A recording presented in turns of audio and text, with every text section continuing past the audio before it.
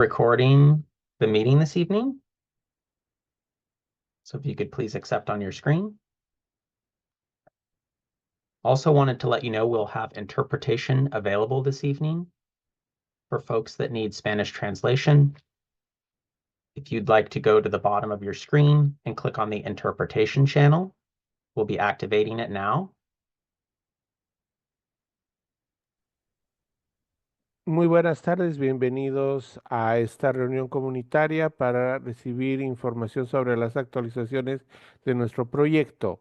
Para las personas que deseen interpretación al idioma español, va a aparecer enseguida en la parte inferior de su pantalla en los controles de Zoom un icono en forma de globo terráqueo.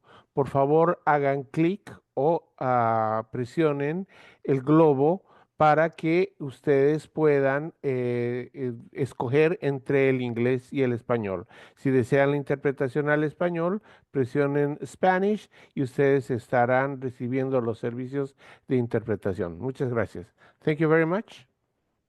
Thank you, Aldo. And Aldo will be helping us out tonight. All right. I also wanted to provide an overview of how we'll be collecting questions and answers throughout the presentation this evening. Go to the next slide, please.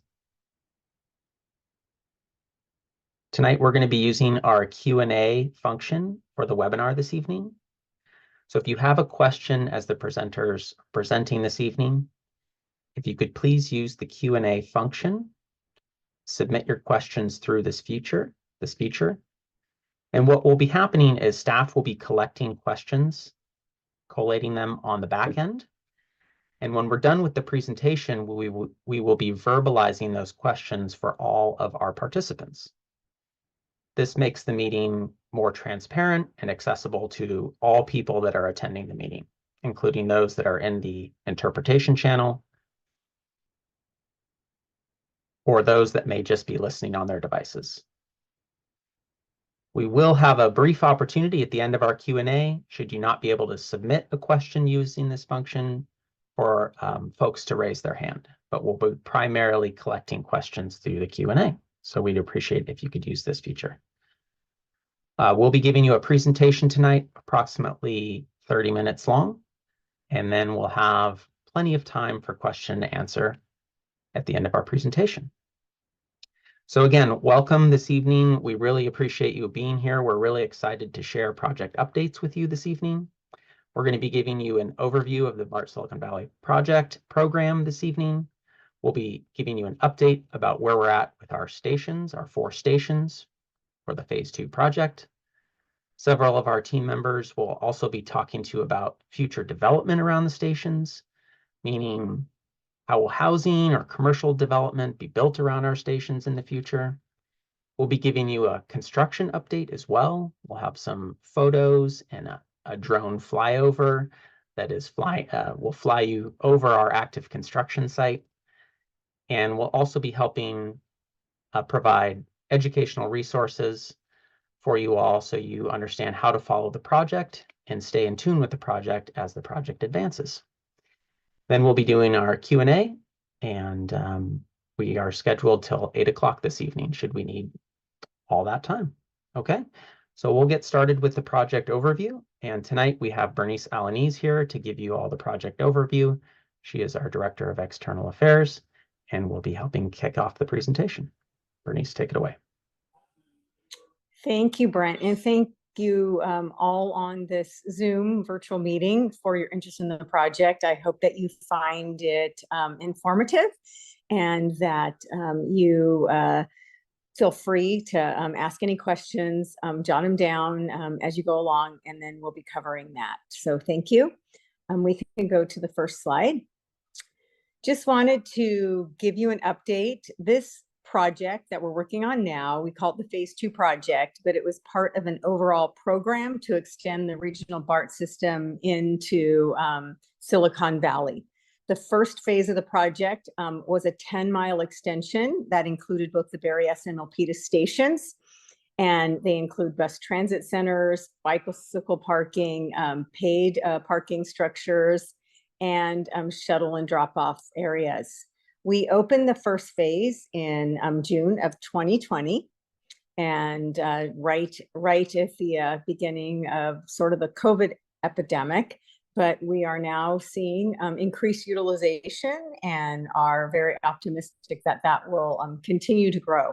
But this was a 10-mile project. And let's go to the next slide so we can talk about the whole phase 2 project now. The phase 2 extension is, it starts at the blue on the upper right-hand corner. The phase 1 is in the orange, and the end of that line is the Berryessa and North San Jose station. This project starts at that end of the line, with the first station being the 28th Street Little Portugal station, just west of Highway 101 and just north of Santa Clara Street. We then have our downtown San Jose station in the heart of downtown San Jose. The third station is Diridon Station, at where the current Diridon train station is. All 3 of these stations are what we call underground stations. That does not mean that the actual station facility that you will enter into is underground. It is actually above ground, but you actually board the trains underground, above ground, and we'll go over some of those design elements. You have the station structure and the facilities such as ticketing and fare gates. We can go, oh, and the last station, I'm sorry, is the Santa Clara station, and that is an at-grade station, which includes new haul yard where they will store and maintain trains. And that will be the end of the line for this 6-mile 4-station extension. 5 miles of this, the light blue, is the tunnel portion of the overall program. And the graph on the right shows you the very lower right where this is in context with the regional BART system. We can go to that next slide. Thank you. There are numerous benefits. This extension in the program really provides equitable transit for low-income communities, really connecting East San Jose to the larger Bay Area. Of those, nearly 2 million, 1.7 million are transit dependent riders, and it brings them to valuable resources like education, jobs, health services. The 2 million people in Santa Clara County will now have enhanced access to more than 3.5 million Bay Area jobs. This project really contributes to reducing our overall carbon footprint, taking cars off the road and providing an environmentally transit alternative to some historically very congested corridors, IA-80 and I-680. And connecting San Jose to the other 2 largest cities in the Bay Area, San Francisco and Oakland. It also really spurs, and you'll get more information on community-oriented development, which really are building communities that are really more self-contained, that basically have everything you need. They foster walkability, vibrancy, activity, and really have individuals in a community where you don't have to rely on an automobile to access all of those things that you need and want to do. It will provide an intermodal connection, specifically at the Diridon station. Will connect to heavy rail, light rail, Caltrain bus service, and that Diridon station is projected to be the largest transit hub in California. Essential to connecting students at both Santa Clara University and San Jose State University. Over 5,600 students are projected to utilize the system, as well as additional staff and other employees at the university. And really, once again, this provides a convenient, safe alternative to utilizing the automobiles and greatly contributing to protecting our environment. Next slide, please. This is our project schedule. The bright blue star is where we are. And we broke ground in June of this year on early construction work at the West Portal, and you'll get some more information on that. That is the place where the Santa Clara station is and where the tunnel boring machine that will dig the tunnel will be launched from. We plan to start a major construction in the purple area in the 26 timeframe, 2026, 2027. That construction will commence through 2034. And that begins with the tunnel boring and the shafts for the station. And then later on, the stations get built as a tunnel boring machine goes through boring the tunnel. Starting in around 2034, once all of the major construction is done, then we start testing the systems and integrating the extension in with the overall BART system. And target revenue service date is 2037. Next slide, please. As I mentioned, we had our West Portal groundbreaking June 14th. It was a large event, very monumentous event, the starting of construction on this long-awaited project over 2 decades in the making. We also had a major milestone in August. We were notified through the Federal Transit Administration, that is one of the federal arms for funding mega projects like this. They have the New Starts program. We're applying for funding through that program. And we got notified that the federal government through the New Starts program has committed $5.1 billion for this project. It's the largest funding west of the Mississippi and second largest in that program's grant funding allocations ever since its inception. So really, is a nod to the merits of this project and all of the local and state funding that the project has raised. Next slide, please. This is the overall funding plan that shows all the sources of funding. As you can see in the dark blue, that is where the $5.1 billion of federal money will come from. We have a significant amount of local sources, both Measure A and Measure B. Those were local tax measures that Santa Clara County residents voted for back in 2000 and then again in 2016. We have state money from various sources and then regional money.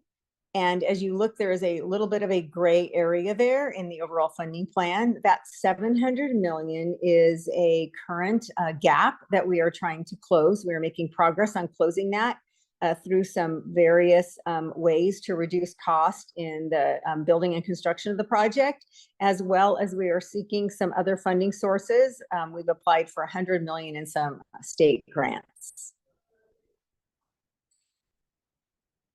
This is our path to securing the federal funding, which is the last major piece of funding for this project.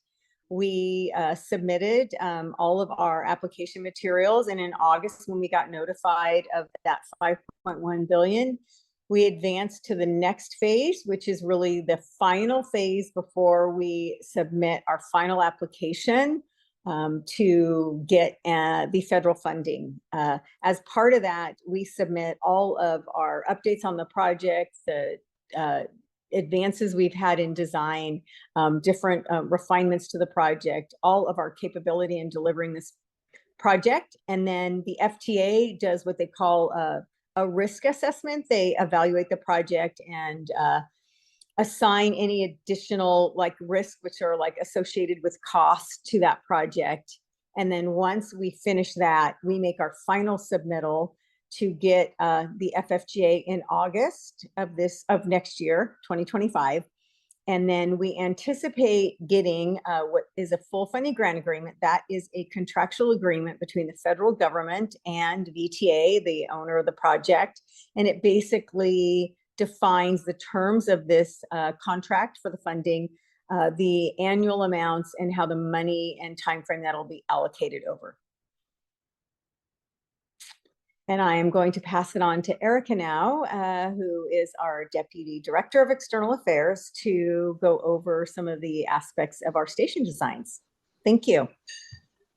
Right before Erica gets started, I just wanted to give folks a quick reminder, if you have joined us since the beginning of the meeting, that we're offering interpretation in our interpretation channel in Zoom down at the bottom if you need interpretation services. And also a reminder that we're using our Q&A function this evening to collect questions from participants.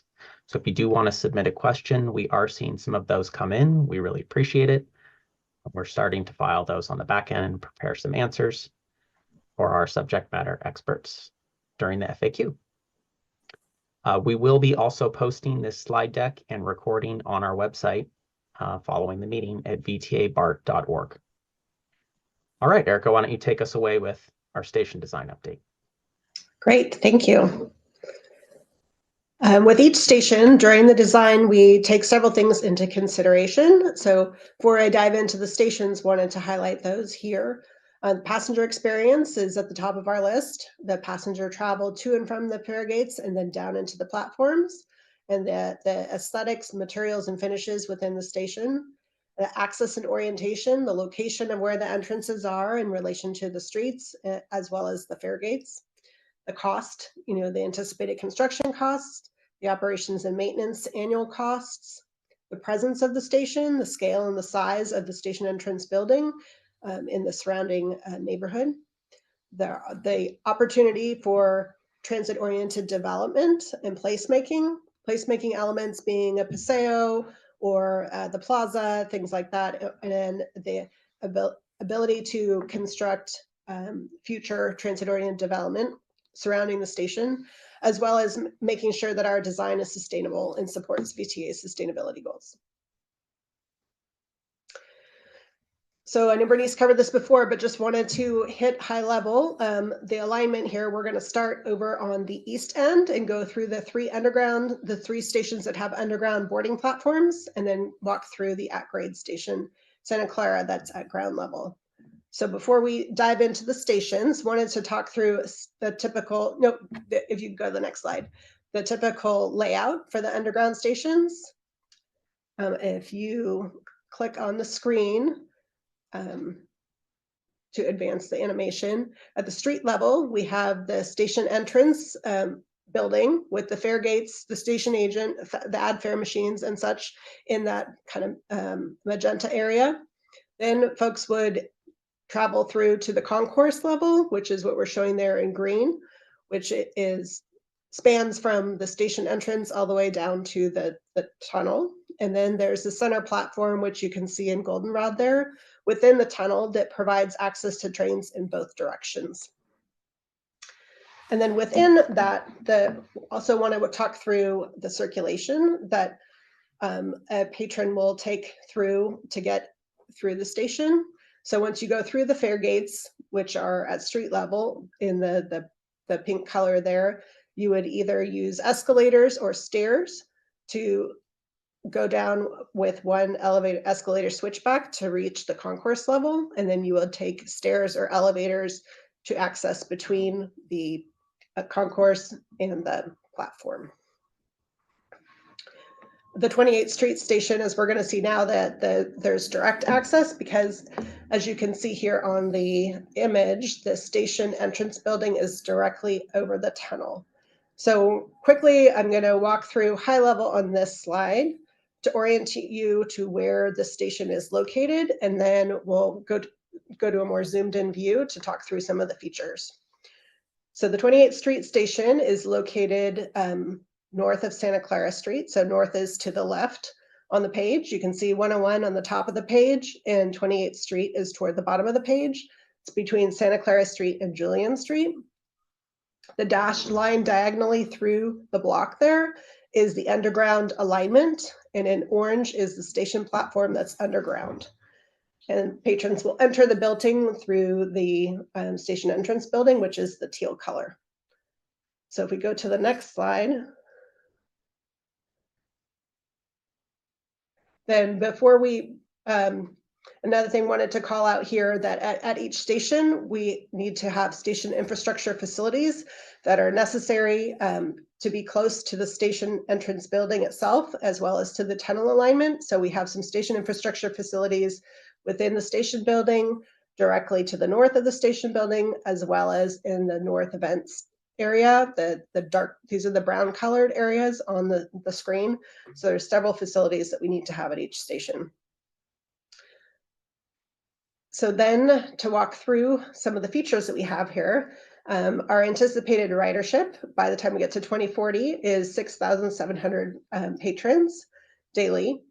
We will be providing opening day 1,200 parking spaces that will be surface parking spaces, when this extension opens. And then in the future, if there's transit-oriented development that's developed on site, the parking spaces will be integrated into that future potential transit-oriented development. As mentioned, and we walked through in the previous slide, the ticketing gates are at street level before you go down. There will be bicycle parking provided at the station as well. There'll be 250 spaces made up within a bike station, as well as in bike lockers and in public bike racks. The station is located to a future bus rapid transit stop on Santa Clara Street, just there in front of the church where the arrow is pointing. So you'll have rapid bus there connections. There will be a bus stop buses that stop on 28th Street right adjacent to the station entrance building as well. The station also includes a plaza where patrons will be able to access the station coming from the corner of Five Moons and Lane and 28th Street there to get into the station via the two entrance sides where the green arrows are. And then, as you'll see highlighted there, called out on the west side of 28th Street is the future Five Moons Trail. So we're leaving accommodation and planning to integrate with that in the future when that's built as a separate project. Now moving on to the downtown San Jose station. It's on the north side of Santa Clara Street, located between Market and First Street. And then we also have some station infrastructure facilities at the corner there of 3rd Street and Santa Clara Street. And then if we go to the next zoomed in slide, you'll see here behind the station, if you can just go back real quick before we start the animations, please. Thank you. Just wanted to call out the station infrastructure facilities here in the brown color again, adjacent to the station building and the tunnel. The platform that's underground is the orange, and the dashed alignment is directly underneath Santa Clara Street there. The station block that VTA owns, known as the VTA block, that's shown there in blue and yellow, is a future potential transit-oriented development site. So that plaza, the future plaza, and the teal or the light blue TOD will be coming in the future. This station is anticipated to have the highest ridership, with 27,900 riders anticipated by 2040. The main entrance is there on Santa Clara Street. And there's also an entrance on the backside there with the two green arrows to the front of the station on Santa Clara Street, as well as from the future transit-oriented development in the rear there. There's a connection to VTA bus and light rail that run on 1st and 2nd Street, so very close proximity to transit there. At this station, there will be 270 bike parking spaces provided through bike lockers and bike racks, some of which will be in the back and front of the station. The ticketing gates will be at street level, similar to what we showed in the cross-section of a typical station. And as this is in the heart of downtown, it's walking distance to many amenities and historic landmarks. And there's the call out for the future TOD that I mentioned earlier. Through a separate effort, before we go on to Deardan real quick, if we could go back, thank you. VTA created a design development framework for the downtown San Jose BART station block, intended to guide the transit-oriented development decision-making for the block. TOD also helps to increase transit ridership. So there's the design development framework is set for that area in light blue to the north of the station entrance building. All right. Here we have the Deardan station, which is located on the south side of Santa Clara Street, across from the SAP Center, between Cahill and Montgomery Streets, just east of the Caltrain Amtrak rail corridor.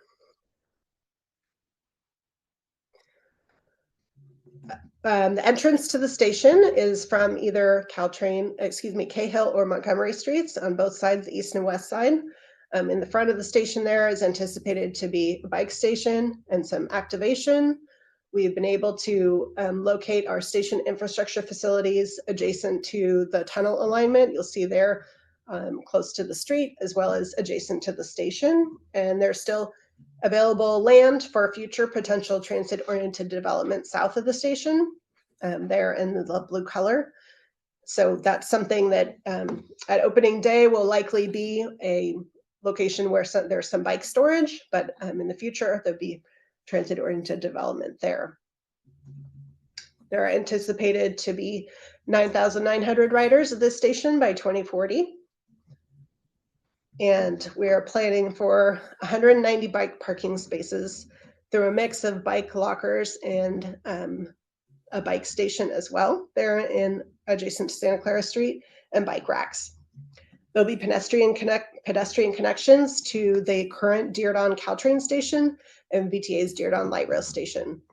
VTA is working closely with other entities like the City of San Jose, High Speed Rail, MTC, and Caltrain to ensure a seamless connection with the future Diridon Intermodal facility.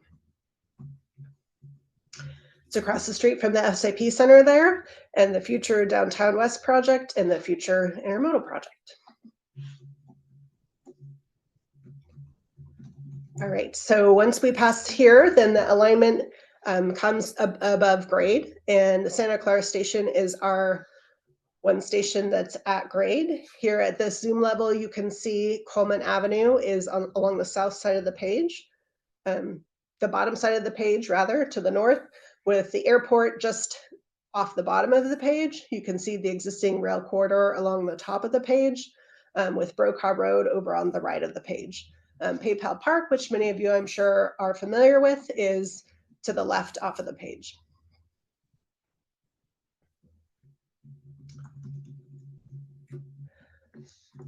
So once we zoom in here, you can see the station is in teal there, the station entrance building, which is there at the end of Brokaw Road. That's a ground level building. And in advance of that, if we could hold off on the animations for just a second, that'd be great. Thank you. Adjacent to that in yellow is the station plaza. Many of you, if you're familiar with the area, there's an existing pedestrian undercrossing that takes you from the west side to the east side, takes you to access Caltrain as well as to come up to Brokaw Road. That undercrossing will still remain in place, and that will be drop you off right at the top of the at the ramp there will be right adjacent to where the station entrance is.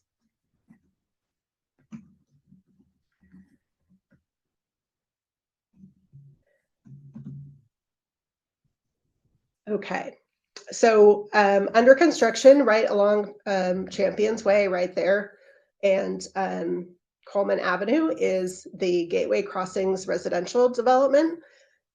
So that is currently underway. The station will provide close access to that, as well as the Coleman Highline Office Park, as well as the Santa Clara Transit Center, where the Caltrain station and the VTA buses are, and the other rail lines on the west side of the station. We will be building this new extension of Champions Way from its existing terminus at Wando Way, extending it around to Brokaw. At the station, we'll have at-grade station infrastructure facilities, a ground level in that brownish color, and then above that, we will have parking for the station, providing 550 spaces. In addition, there will be parking for 240 bikes planned, with a bike station planned near the corner of where the station plaza arrow is pointing, as well as via bike lockers and bike racks.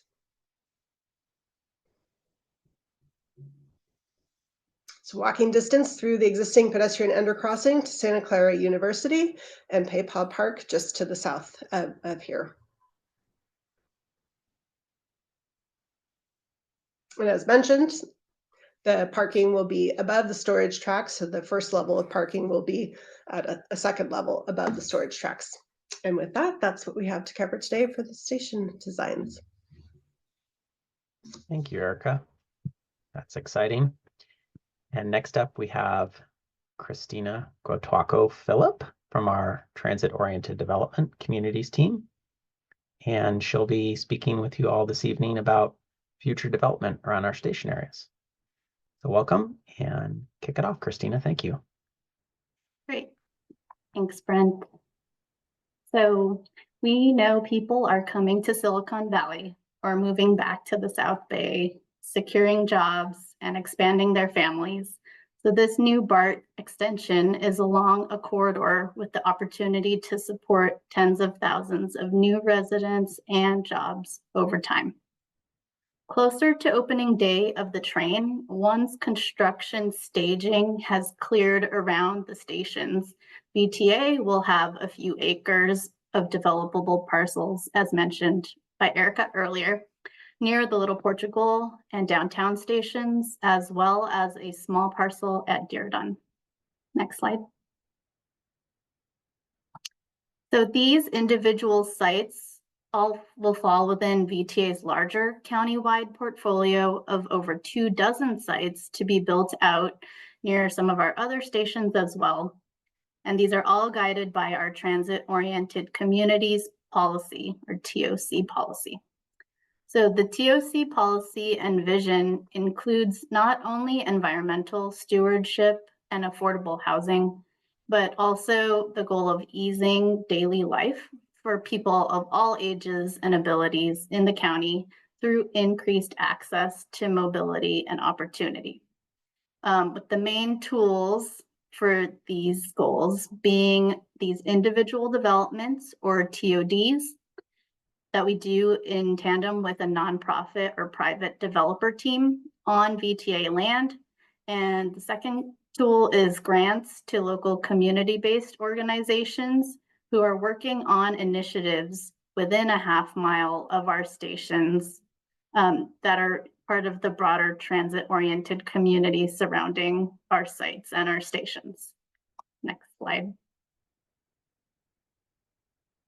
So at Little Portugal, for example, in preparation for the future VTA call for proposals from developers, which would be timed to coincide with a few years prior to the opening day of the train, so that we can be working in tandem with the BART Silicon Valley team and our team to line up development for those TOD sites that were mentioned earlier.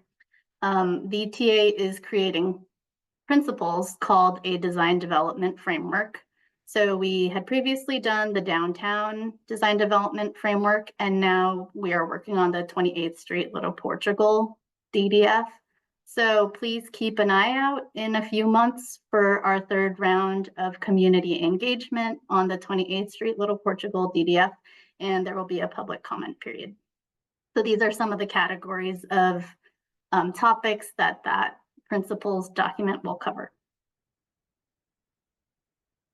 Next slide.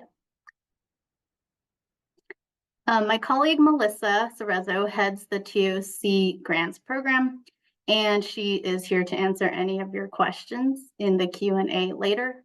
So by funding community development activities within a half-mile of our stations, this grant program for neighborhood groups and partnerships helps empower collective impact projects in these categories.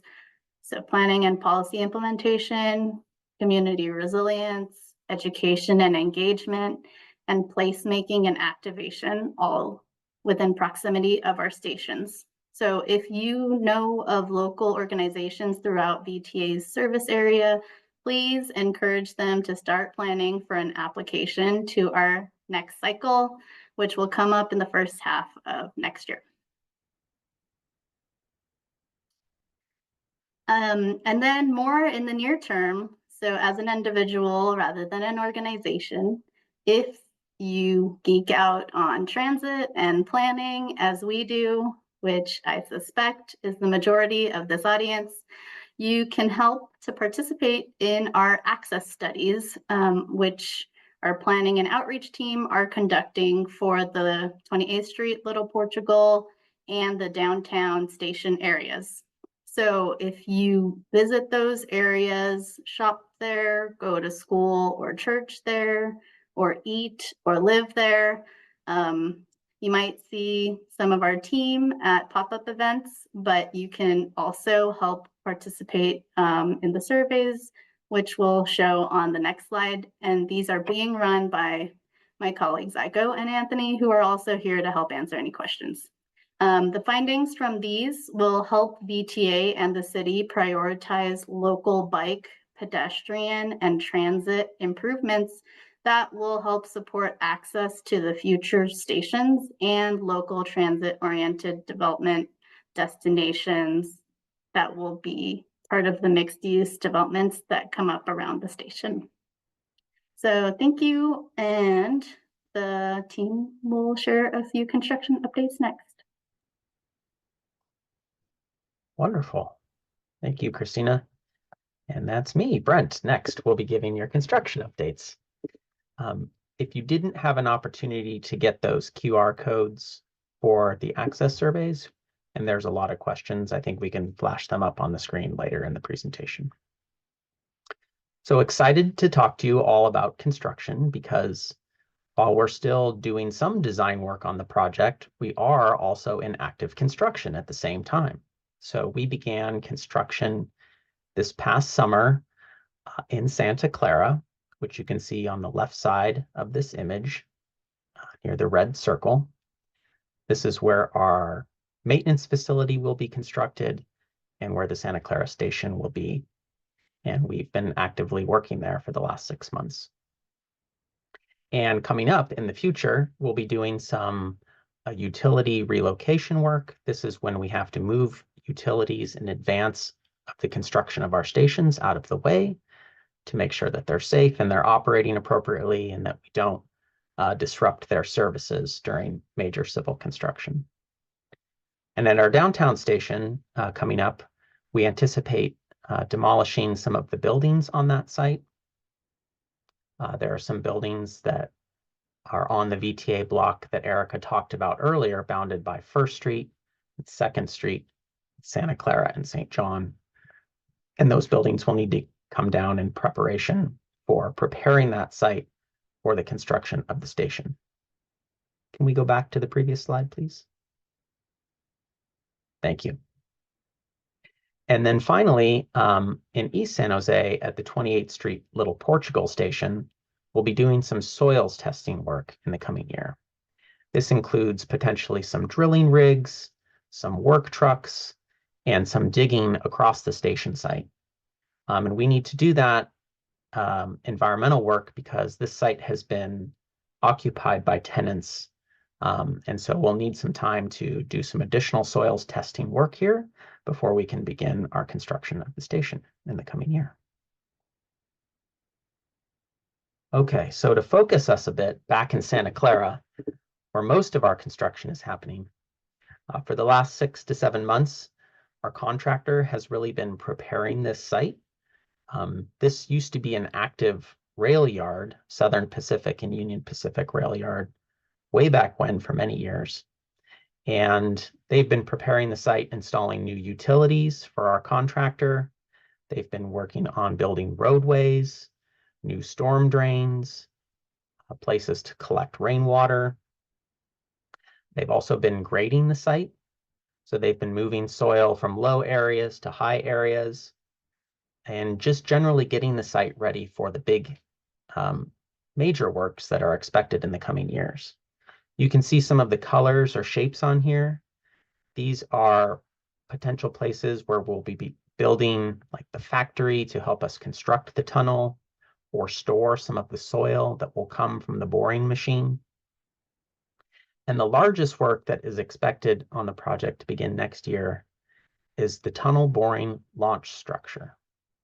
So this is the area in the top left in blue or turquoise on your screen there.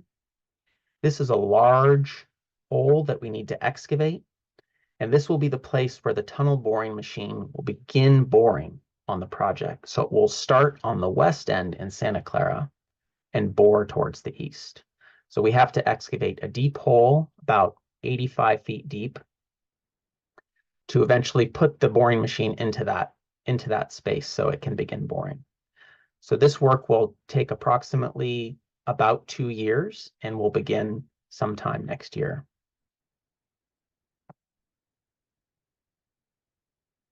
All right. This is, before we hit play, this is going to be a drone video. So this is taken from up above the existing construction site at the West Portal in Santa Clara. The image that you're looking at is facing north. So behind you in this image is Interstate 880, which is kind of almost the southern boundary of this site. So I'm going to narrate a little bit to you all as the drone flies over the construction site so you can see what's currently happening. This is a couple weeks old, but it's still exciting nonetheless. So if we could hit play. So you can see all the fresh gray soil. That's new fill that our contractor has brought onto the site. These blue boxes are filter tanks that help us filter the water on the site, keep it clean. You can see the grader or excavator there, creating a new roadway for the contractor. To the right of the image is the earthquakes practice field. And in brown here is some drainage area with new rock and what we call riprap. It's a construction term, helps us collect the water safely. You can see some of the excess soil here or rock that's being stored.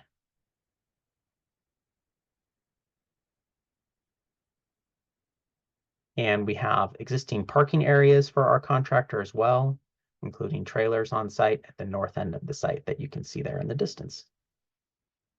All right. So next up, we wanted to also share with you about our project screening and signage that we're installing around our construction sites.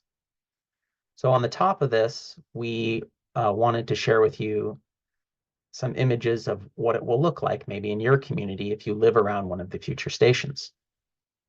We have some construction screening that's already been installed in Santa Clara, and we were able to partner with the earthquakes to have some co-branding on this. So when you're near the construction site or near a visible area, we intend to do this at other station areas as well, like at Diridon or at downtown or at 28th Street in Little Portugal, where we could partner with an organization or a business and do some co-branding. We put screening up on our fences to help maintain our sites, make them look more aesthetically pleasing and keep them cleaner, because we want to be respectful of our communities and our neighbors as we build this project. We'll have other types of signage that you'll see in our construction areas, such as the one on the bottom left here. This would be an example of a sign for our Thriving Business Program, which is a business program designed to help small businesses. Talk more about that soon. We'll also have informational type signs that will help folks connect with the project staff. Many of the members on the call here or on the meeting here. So our project phone number and website, or ways that you can get in touch with us should you have questions or concerns that you need to relay to the project team. All right. So there are a lot of different ways that we engage with the community and that you can get information on the project. The external affairs team that hosts meetings like this is responsible also for working with our cities and our partners, coordinating upcoming construction schedules with them, making sure that they are informed, connecting with our communities, our neighborhood groups, our business groups, again, sharing schedules or updates about the projects, construction or designs. We, during construction, will have wayfinding signage or detour signage for when there are closures, maybe temporarily or long-term on our sidewalks or on our roadways as certain activities are happening. We also coordinate with our environmental teams to make sure that the requirements that we are supposed to meet as part of our environmental document are being followed. And then we also have construction notices that are posted, and those are typically designed for each station area. So if you get an opportunity to visit vtabart.org or vta.org, you can subscribe to our project and select stations or general project information or information about transit-oriented development or transit-oriented communities. So those are our 6 primary subscriptions that you can follow along. You'll also see our friendly staff out in the community at tabling events, knocking on doors, providing flyers. And then we just also have general project updates on our website as well, vtabart.org. Our Thriving Business Program is really important to VTA as an agency. It's really important to our board of directors, to our cities, and also to our small businesses that really help our cities thrive. So we've designed a program called the Thriving Business Program to help support those small businesses during construction. It's made up of 3 elements, and this is really based on lessons learned that VTA has learned from other past projects constructing in the community where we may have had challenges. We've also interviewed other peer agencies and learned from them about projects and resources that support our small businesses. One element is a marketing program. So that will be VTA assisting businesses, promoting businesses through our own materials or flyers or on our transit services at our bus stops, or through signage in your general community, making sure that folks know that our businesses are open and that they're active. The second part of the program is called our Local Resources Network, and this is a program that will be providing direct services to those businesses. We plan to be partnering with community-based organizations to offer things like marketing, or maybe legal assistance, or assistance with getting a business permit, and we'll be working with community-based organizations to deliver this. And then a final part of the program is providing some direct assistance to businesses that are primarily affected by major construction. So these would be things like sidewalk closures, temporary parking removal, lane closures, or really things that could affect a business for a longer period of time. They'll be provided some financial assistance to help them get through those major elements that can affect businesses during construction. So more to come on this, and we plan to launch it sometime this summer. Okay. I wanted to also share with you all a couple more project resources, ways that you can stay informed. Before I do that, we are getting some great questions. So just if anything is popping up, remember to use that Q&A function and put your questions in. But thank you for that. We just launched our new project-specific microsite or website, vtabart.org. You've heard us mention that several times during the presentation. This is a website that is kind of nested within vta.org, but just focuses on the project. So you'll be able to receive project-specific content here, like news about the project, major announcements about the project. This will be the primary place where we'll be sharing construction-related information with the public. We'll have a live construction activity map that will have descriptors and be able to show people where expected construction is going to begin and end along the alignment. We also publish our community calendar here. So if you want to learn where we'll be out in the community, maybe at Viva Calle or at a community event, sharing information about the project, we put those events on our calendar so you could meet with staff there and have an opportunity to maybe meet with someone one-on-one and ask questions about the project. So this is a really great new resource that's just tailored for the BART Silicon Valley project. So we encourage you to check it out after the meeting if you haven't been there before. And there are other things we do to also engage with the public. Being here at a public meeting is one of them. So thank you again for our 67 attendees for participating. We really appreciate it tonight. We're out in the community We love partnering with our local businesses or organizations and coming to your community events, whether it be a parade or an event that's maybe hosted at the Historic Depot in Santa Clara or a business event in downtown San Jose. You can always reach out to our team at vtabart.org. Call us at the phone number here, 321-2345, or email our team. We'll be able to respond and see if we have a team member available to join you maybe at your event.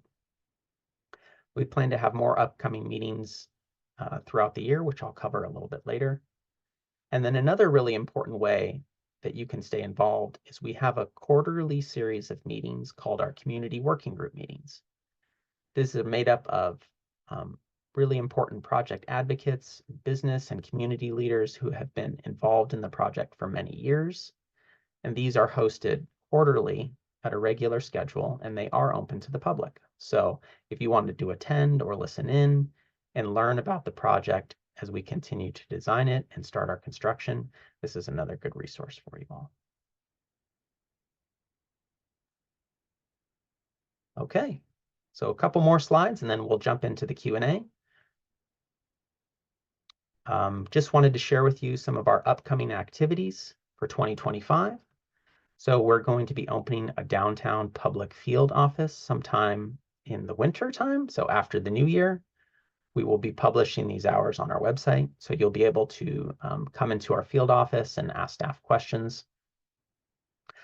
Like I had mentioned before, we're going to be starting construction at the west portal, the launch structure in the new year as well. And that will be going on for several years. And then beginning in the spring in 2025, we hope to have another series of engaging activities to continue to involve folks in the design and the aesthetics of the project. So how do things look and feel? We'll be launching our business program this summer, primarily starting with some of those marketing elements and our local resources program. And then having another round of engagement in the summer or fall 25 as well. Again, focusing on that really customer forward experience, how you all will experience the project in the stations. So stay tuned for more opportunities. And again, lastly, as always, you can attend a board meeting or what we call our BSV2 Oversight Committee meeting. So these are also public meetings scheduled, made up of our board members, where we cover specific content related to the project. Okay, so now it's time for discussion. So again, if you've maybe jotted your questions down, now would be a great time to put them in the Q&A feature down at the bottom of your screen. We will be I'll be reading the questions and then we'll be having staff answer questions. And we will have an opportunity at the end to also do some hand raising. And we've got a grouping of questions. We've been grouping them in several different topics. So we have general questions, questions about our stations, questions about our transit-oriented communities, and I'll try and go through each of those groupings. So if you don't hear your question, just stay tuned. We're going to try and get through everyone and filter back up and get through some of the topics. Okay, so let's get started with, oh boy, we have a question about what is the project completion date for each station? This is kind of related to our project completion date. And Bernice, do you think that you could answer that for us? Yes, I would be happy to. So all of the stations are going to be constructed concurrently, and the entire project, we don't phase the opening and open like the first mile segment and do like 20th Street Little Portugal. The 2037 date is the project, the rail line, and all the stations concurrently. So the way that the project is being delivered is in its entirety. So the stations that are opening will all come open at the same time, and train service will begin. That's great, thank you. Next up, we have a question about transferring between services. So someone's interested to know which station would be better to transfer to Caltrain, either at Diridon or Santa Clara. And Bernice, I was wondering if maybe you could take that one. Sure, I'll take that one. I think it's really a preference of which station you're going to be going to. I think if you're going on BART, you will be making a stop at Santa Clara to do that transfer, or if you get onto Caltrain, you'll probably still be making the same stop on Caltrain. So it's probably pretty close in the timing, and really just a personal preference if you want to get onto your transfer sooner or later. I'll add to that, which is there are typically probably more express trains or limited stop trains leaving from Diridon. So there will be more options if you need to go longer distance to eventually to connect to Diridon. Okay, next up, is there going to be Wi-Fi in each of our new stations? So I'm wondering if Greg, one of our technical experts, could take this question for us. Hi, yes, thanks. We're going to be investigating in technology. It'll definitely be changing over the course of the next 10 to 15 years. So, you know, we're going to stay up to what the public access for connectability will be. Most likely it will be some type of a Wi-Fi connection. So that's something that will be part of the station configuration. We're also hoping to explore connectivity inside the tunnel itself. So that's something that I think programmatically the system is looking at. All right, great. Thanks, Greg. All right, another general question, then we'll kind of move on here. How long will the tunnel boring machine take to construct, and when is it expected to be transported to the construction site? So I was hoping that maybe Erica could answer this question for us. Hi there. Unfortunately, my video is having challenges, so I'm not able to turn it back on. The tunnel boring machine is being fabricated in Germany, and it will be constructed there, and then it will be disassembled, and it will be shipped from Germany over to Santa Clara here, where it will be reassembled within the New Hall Yard and be launched there for the tunnel to begin to be constructed. So right now, it's currently in fabrication in Germany, and in the coming years is when it will arrive and be assembled and launched. Thanks, Erica. Okay, we'll take a couple more general ones here. So we have a question. If I want to better understand the engineering of this extension and not the politics, what sites or YouTube channels would you recommend? I think we'll have to pat ourselves on our own back on this one and say that VTA BART.org is a great starting location, our new microsite. We also have links there to our project YouTube, which we are restarting. So we'll have specialized content available on the YouTube site and following our social media channels as well, which we have listed on our website. Thanks for your interest. So next question has to do with placemaking and community connections and what our plans are for public art. So I'll start, and then maybe I'll pass this over to our TODC team members. Maybe Melissa can help me here. We're still assessing potential opportunities for public art at some of our stations as we're working still on our station designs. And our transit-oriented communities team has really been doing some great work in this space as well to help support our stations and the communities that will be built in the future around the stations. We talked a little bit too about our grant program. So Melissa, maybe you could talk about how VTA is investing in public art around our transit facilities and our BART stations. Oh, sure. Can you hear me okay? We can hear you. Okay, Yep. great. So Christina had touched on the transit-oriented communities grant program.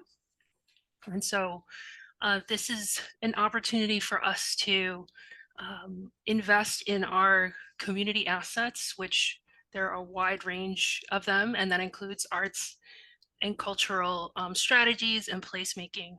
And so this grant offers the opportunity for community-based organizations and their partners to get involved in equitable transit-oriented communities by locating arts and culture strategies, which could include murals, painted crosswalks, festivals, events, things that emphasize local culture and identity in areas that are closest to our train stations and transit hubs. And so we really welcome the partnership and the vibrancy that these essential TOC elements bring. And that's one way in which we enable arts and placemaking at our stations. Thanks, Melissa.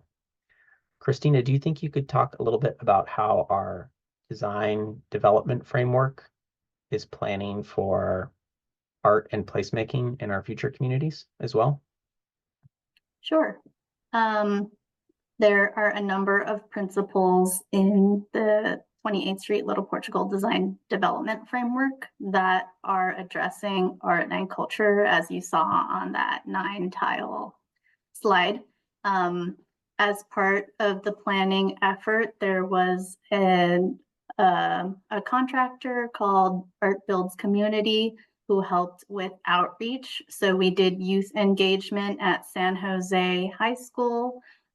They have a Portuguese class, and that the students there told us some of the folklore about the historic Portuguese culture and things that they're learning about the art and the culture that kind of was interwoven into elements of the principles and what their ideal open space might include. We also did similar outreach at the high school right next door, also with ABC, the Art Builds Community, which is Cristo Rey High School, and an art engagement pop-up at the Mexican Heritage Plaza.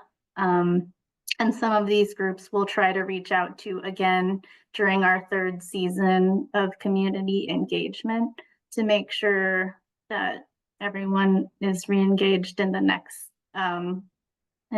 iteration of the DDF. Right. Thank you, team members. Appreciate that. I think we'll take one more general outreach one, and then we'll move on to some funding questions. So someone has asked us, does the TBM, which is short for tunnel boring machine, have a name yet? And this is a great question. We're very close, don't have just a final name yet, but we had a great contest earlier this year that collected really a lot of just really creative names from the community. And we had a committee that helped filter and do some more internal voting on those names. So we are close, and we're just waiting a little bit more till there's a little bit more work done on the manufacture of the TBM before we make an announcement. So stay tuned, but naming a tunnel boring machine is a really fun thing for a community, and will bring a lot of pride to the project. And so let's move on to some funding questions. So Bernice, I'll be asking you to help out with these. Next question is, how much of the $700 million funding gap, how much of the $700 million funding gap is cost savings anticipated to be? What cost savings are being considered? So maybe you could cover some high-level cost savings that we're thinking about for the project. Sure. We are looking at cost savings in various areas. The tunnel is one of the biggest expenses of the project, and so we're looking at reconfiguring the interior of the tunnel. The parking that you saw at the 28th Street Little Portugal station, as well as parking at Santa Clara. We're looking at 28th Street not having a parking structure and initially having the surface parking. And I think there was also another question related to that. Why isn't there more TOD? That is not a permanent configuration. We're looking at initial surface parking and then later on incorporating that in with the TOD. But since initially when we open, that will not be in place yet, but that is not meant to be a permanent configuration. The other areas, we're looking at some slight changes to the station where those facilities that Erica has showed you, where some of those are located, bringing some things above ground versus underground, which is both more expensive in construction and then later on in maintenance for accessing it. Right now, I can't quote you a hard number, but I think we're close to maybe about halfway of filling that gap. We're continuing to look at some other cost-saving measures, so we're still continuing, but we are chiseling away and reducing the overall project cost. The team is very focused on that, and we're also, as I said, we're looking at it from both ways and cutting that gap down by also looking at additional non-local funding sources. Thank you. And then follow up to that, there was another question about, are there any other things that we're doing to address the gap in FTA funding? So you briefly touched on this in your presentation about grants we're applying for, but maybe you could cover that again. Yeah, we did apply for 2 state grants, $100 million, and should hear back, I think, in the April timeframe. So hoping that we get close to that, but every little bit helps. So we just submitted our application. So once it gets reviewed, we'll learn in the early spring. Okay. And then to be fair and honest, we do have a harder question here, but I think we're prepared. Given the upcoming change of administration, how likely do we think it is that the funding could be canceled or affected in some way? How will the federal administration have the potential to affect the project moving forward, especially for funding and approvals? So Bernice, if you could. So the, as well. am I on mute? Am I on? Yeah, okay, I'm on. Nope, So you're the FTA New Starts program is through the Federal Transit Administration, and it is part of the bipartisan capital investment program. And as such, it is controlled through legislation. So we have a commitment for the $5.1 billion. We are already in the program. We're in the last phase, which is we've advanced from the initial project development into the engineering phase, which was as a nod showing that the project demonstrated the management capacity, the merits of the project. We met all the criteria. The implication of like it just being obliterated is not very likely. The one concern might be if the program itself, the Federal New Starts program, doesn't get funded at the level anticipated, there could be a extended allocation. The annual allocations could be less and could be distributed over a longer period of time if the overall program funding goes down. So that is what we know. Obviously, nothing is with 100% certainty, but that is the most likely scenario if there is some changes to the program and allocations. I'm on mute. I muted myself. Thank you, Bernice.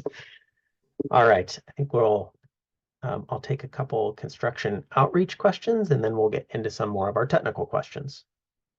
So there's a question about our Eat Shop Local campaign. It's part of our Thriving Business program. And what is the program radius for that? And so it will be tailored to each station, so it won't be a specific radius. We are still finalizing those maps and we'll have them posted publicly once they're complete. But each station has slightly different needs based on kind of where the core businesses are around the station. And we are working with our small business task force to get feedback on those. And that's made up of about 10 or 12 small businesses and participants from both cities as well who work in economic development. So they're helping us with those. And we thank them for that very much. Next up is A positive comment, so thank you, and also a question. A great idea on supporting small businesses affected by the project.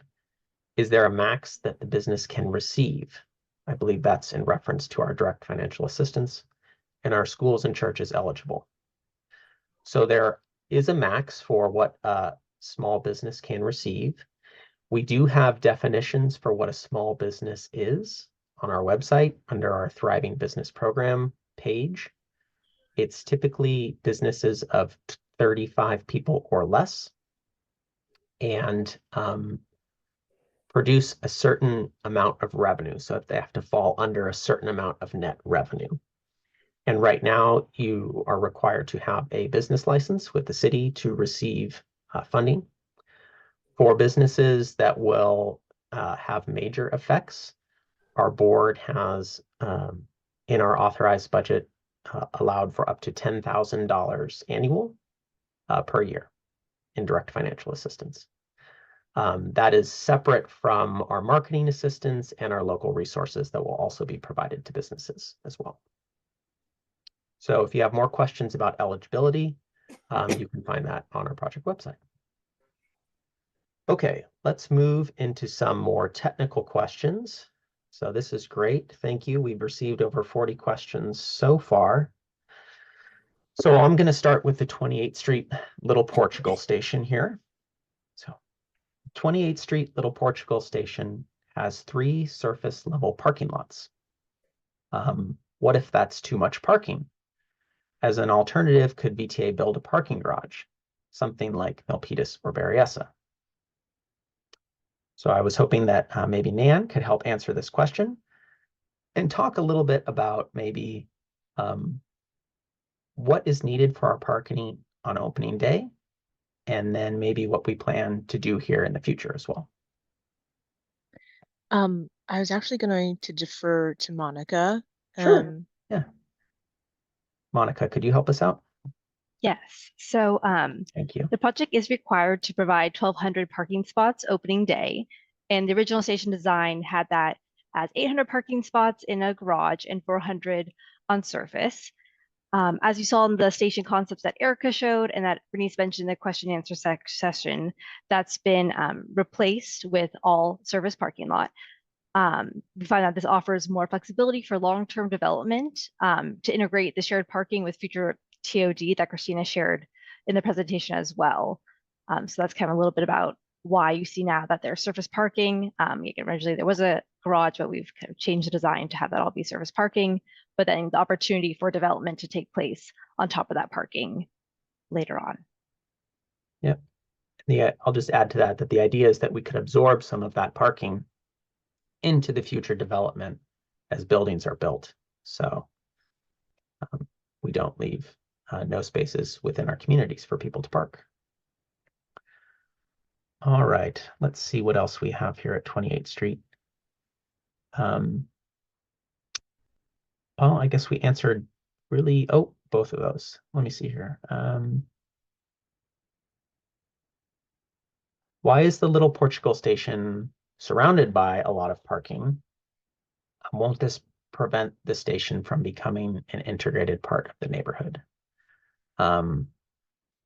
So we, as part of our project, have done a lot of access planning to improve safety for pedestrians and bicycles, and the project will be constructing several improvements to help aid in other modes to connect to the station.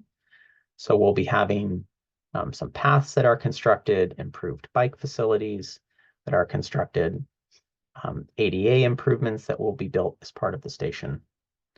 And then in the future, Christina, maybe you can talk about, what is envisioned on the site once the station is built and the sites can kind of grow and develop in the future, how you all are thinking about access, which is a perfect segue into our access study. Yeah, actually, I think Anthony's on if he wants to say anything about the access study. And I'll just say first, there was kind of a related question about not just making car-oriented developments that are near transit, which is true. So I mean, Monica was just explaining about the environmental requirements, and I know that there's a lot of recent development in the neighborhood just north of this area to where there's already a lot of pressures on existing residents for parking. So some people were seeing this BART parking as an asset to the community, especially if there are large scale events hosted at the IES hall or the band hall or the high school. But there are different tiers of stations, and this one is a neighborhood station, not just a fully urban, no zero parking kind of station. So just to accommodate the anticipated mix of the future, we're trying to retain some parking, but knowing that the future of driving and stuff is unknown. And so this flexibility to incorporate the parking into the future transit-oriented developments also leaves the flexibility for shared parking options. The city of San Jose is working on their own parking initiatives and reducing parking, increasing access for bicycles. Part of the access study is trying to determine where people will most likely bike from the east to the west across 101 or walk, and improving that type of access to the future station and the future surrounding TOD. So it's highly encouraged that you participate in the surveys to give us that important information, because it's a both and. It's like, we know we need some parking, but we want to make all the other modes better and more desirable for people to take, so that they are riding the bus or biking or walking more to the site and the surrounding destination. And that neighborhood does also have a high level of walking. Yeah, as a mode share already. So whatever we can do to improve that experience for people so that it continues on through with the station we're trying to. All right. Thank you, Christina. Okay, I think we'll take some other station questions. Let all of our stations shine. So in downtown, we have a question about historic buildings. So downtown is a place in San Jose that has a lot of historic structures and is part of a historic district. So the question is about, will any historic buildings be torn down near the downtown station? And I'm hoping Adriano can take that one for us. Yes. There will not be any historic buildings that will be torn down as part of this project. We also have a building monitoring program, so we will be keeping a close eye on all of those structures as we construct our project. So we really want to make sure we're able to keep them in the good shape they are now. All right, thank you. Okay, no other questions at downtown for now. So we'll do a couple of Diridon questions. So Greg, I'm going to get you queued up here. Question 1, for Diridon Station, why is there an entrance only on one side of the road? Was an entrance closer to the train station and another entrance closer to SAP Center considered? So maybe you could talk about like why we positioned the entrances the way we did. Sure. The access to the tunnel comes from one side of the tunnel itself, and that is on the southern side of Santa Clara Street. That's where the primary head house structure is. That's where all the escalator and elevator access is consolidated. If we were going to have something on the north side, we'd have a much larger impact to the SAP Center and construction activities on that side of the street. So the program, through coordination with the stakeholders and the area, move forward with the southern side only on Santa Clara. All right, thank you. Another Diridon related question, but also related to the tunnel in general. is there still a planned vent structure at Stockton Avenue where the Royal Coach bus depot used to be, or anywhere near south of Taylor Street on the east side of Stockton? Maybe you could tell people what a vent structure is first, and then what the current status is of it. Sure. We, at one point in time, had emergency ventilation systems that had mid-tunnel facility ventilation ports. Those were at 13th Street and at Stockton Avenue. Through engineering analysis, we were able to eliminate the one at Stockton. We're likely to eliminate the one at 13th as well, although we are looking at some alternatives for different configurations of the tunnel alignment through that Stockton or through the 13th Street area. But the one at Stockton is definitely removed based on the current emergency ventilation system analysis. Thank you. You all have been following the project for some time to ask questions about our vent structure, so that's great. Next question, what are plans for riders in the future to get access to SJC? So SJC is an acronym for our airport. So are there any future plans to serve folks in the future? Maybe you could talk about the city's plans in general. Yeah, the city of San Jose is currently investigating a people mover system that would tie into the Diridon intermodal facility, which would be an expansion of the Diridon Caltrain program. And I believe that would have a direct connection to the airport itself through a different system. So that would not be part of this particular program. Our project would have a direct connection to that Diridon intermodal facility. We're investigating both a surface at grade walkable route across the street essentially to that expanded facility, as well as a direct tunnel connection, which we've talked about in the past as well. So those are two methods to get to that intermodal facility. And again, the airport connection is a completely separate program. That's not something that this program itself is working on. Great. Thanks, Greg. All right. I think we'll move over into some kind of general engineering and construction related questions. So stay queued up here, Greg. We have a popular question about restrooms, which we often get. So if you could kind of describe in general how restrooms are designed in our stations, how many where there'll be, and generally how often or how many hours of the day they'll be accessible for the public. So there will be restrooms within the facilities at each of the 4 stations that we construct. They will be several facilities. They will have a gender facilities. I think there's an all gender facility as well as a men's and a women's, and they're all handicap accessible, and they'll be open during regular operational hours, so standard BART operational hours, and they'll be similar to what you see at the Milpitas and the Berryessa stations. So it's likely 2 facilities that will be operational at each location. Thank you, Greg.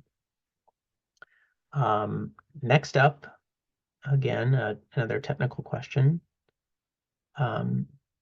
Is there a reason the stations aren't being constructed in order of proximity to the existing BART stations? It looks like the Santa Clara station will be started first, and then downtown in San Jose, downtown in Diridon, then joining the station closest to Berryessa last.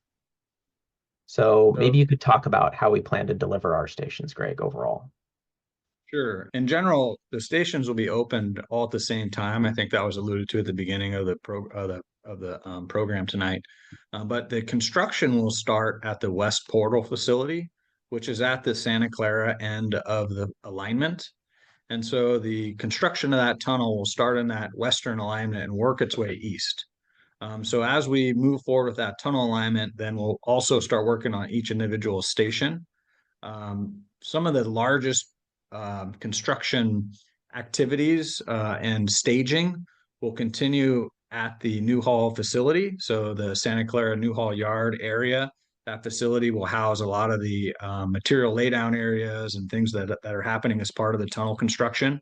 And then we're going to phase that away and start building the Santa Clara station in that area. So I would say about halfway through the overall project duration, all of the stations will generally be constructed, in a somewhat of a similar parallel effort. We'll start with our deep soil excavation walls. That'll do a kind of a cutoff. Then we'll come in and start building the connections to the tunnel, and then we'll start doing the finishes and final structural concrete. Then we'll start doing the final build out of the elevators, escalators, and then testing. So testing will be the last year to two of the overall system as well. So we will not be staging the openings of the stations themselves. They will generally happen in a similar time frame. Okay, thanks, Greg. I think next up we have another technical one. I'll have Erica answer this one. This is a fun one about the tunnel boring machine. So how is the boring machine powered, and where will all the dirt go that is excavated from the tunnel? That's a great question. Adjacent to where the tunnel boring machine will be assembled and launched within VTA's New Hall Yard property, they're just north of 880. There is a PG&E substation there, and which will provide the electric power for the tunnel boring machine. The machine will be launched from the west end and go from west to east, and all of the excavated materials that are taken out of the removed to create the tunnel will come out the west portal there, where the tunnel boring machine will go in and will be taken away from there. They'll be set out to dry on the property there, and then we're looking at different areas for reuse and disposal of those materials. Thank you. Let me see here. Oop. We'll do one more technical question, then we'll kind of come to our TOD, or Transit Oriented Communities program, and then we'll bounce back up into some general questions here. So a tunnel specific question for you, Greg. Will the unused space within the single bore be used for other purposes? Maybe such for as trams or for other trains or utilities?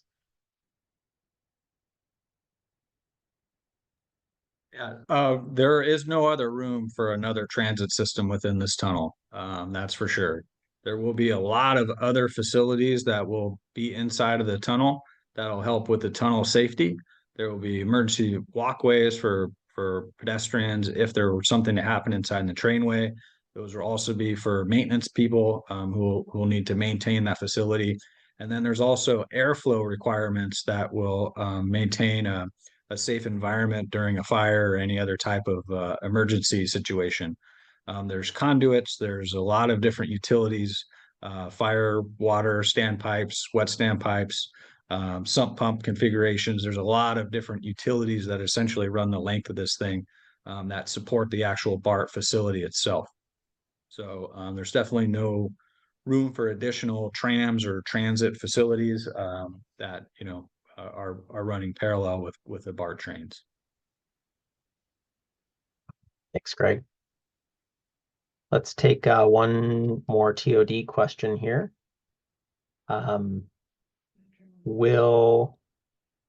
Actually, maybe this is a station question here. Let me see. Will the new stations include opportunities for small businesses to offer food or retail experiences like other countries optimize?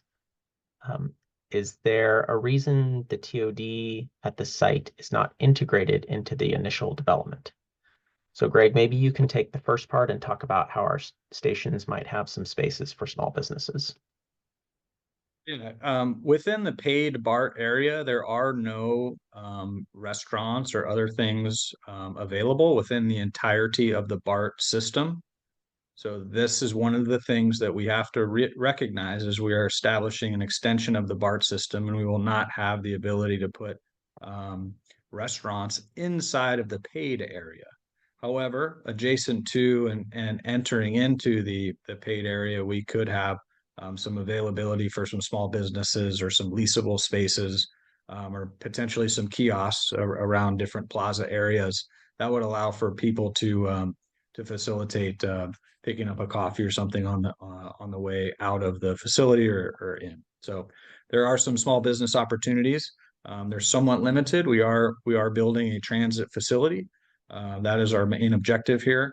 And so the TOD opportunities that I think Christina or others can elaborate on will help facilitate a little bit more of that discussion. Yeah, so the second part is there a reason TOD isn't being integrated into the current project development? So actually that maybe is a question for Greg or Bernice. I think the question was into the initial development. Oh, excuse me, into the initial development. So Yeah, I think oh, go ahead. Go ahead, Christina.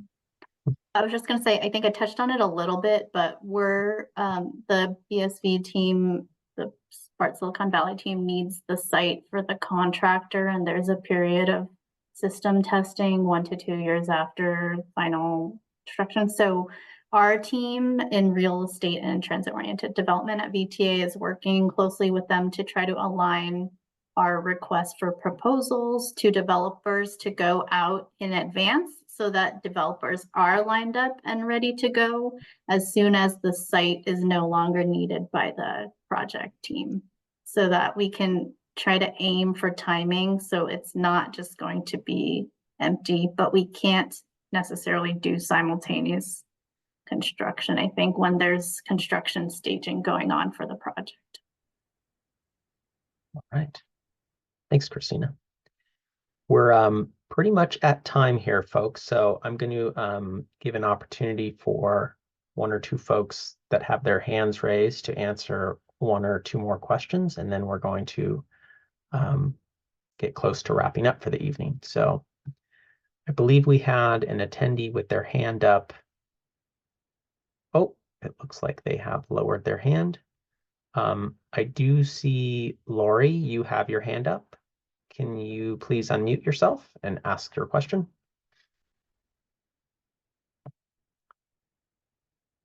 Look like you're muted. Is there still a chance that the change could happen from single bore to a double bore model? Thank you for your question, Lori. Greg, can you talk about how the project is, why we have designed the project for a single bore and what our board's commitment is? The single bore scenario is the methodology we will be moving forward with through the downtown corridor area.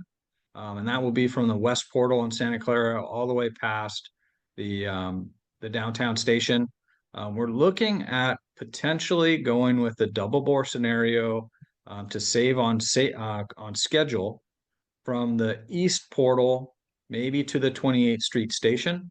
And that would allow us to construct the large diameter single bore concurrently with the double bore scenario from the East Portal out to 28th Street. We are also looking at extending it a little bit further, but the single bore, which is the least disruptive to the downtown area, is the methodology that the program is moving forward with right now. So I know there is discussion about double bore, but is not for the overall alignment through the downtown area. It's only for the alignment through the eastern alignment, which would allow for concurrent tunneling activities, which will alleviate some of the schedule parameters that we're looking at moving it and advancing. Hopefully that answered the question. Yes. All right, thank you, Greg. We do, as a project team, really want to be respectful of everyone's time this evening. We did publish our meeting ending at 7:30, and we have gone over. I apologize we couldn't get through all the questions. We got through almost 20 or 25 questions, so you all had a great grouping of questions. We will be posting, again, as I mentioned earlier, the recording on VTA BART.org's website. our project microsite. And we also will be publishing a list of questions, many that were answered here, and some simple answers for folks that were not able to attend. We will try to answer some of the other additional questions that we collected as well in that document when they're posted. So again, we wanted to thank you all for attending this evening. As a reminder, we'll be having an in-person meeting again on Wednesday. It will be an open house and a presentation format. So the presentation will be the same, but we will have some more demonstrated boards for you to see in person and the opportunity to have some more one-on-one time to ask staff questions. We will also be doing a public Q&A again at the public meeting on Wednesday. So if we didn't get to you tonight and you plan to attend, we'll see you on Wednesday night. Otherwise, I hope everyone enjoys the rest of their evening and take care. Thank you for joining us.